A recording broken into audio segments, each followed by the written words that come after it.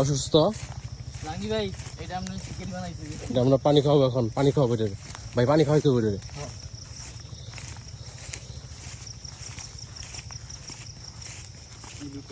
আরে কি আমি এগুলোর মধ্যে লাফাই জানো আমার এটি ভালো লাগছে।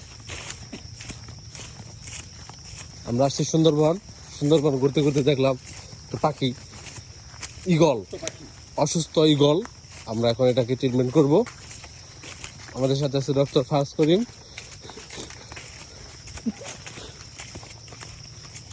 ভাই বড় ভাই এখন আমাদের পানি খাওয়াইতেছে।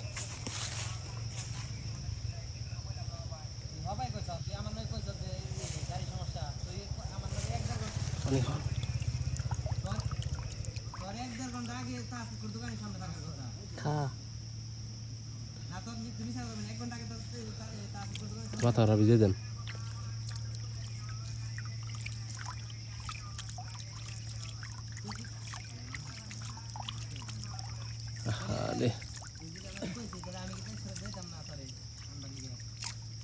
মাথাটা বারবার পিছনে চলে আসে।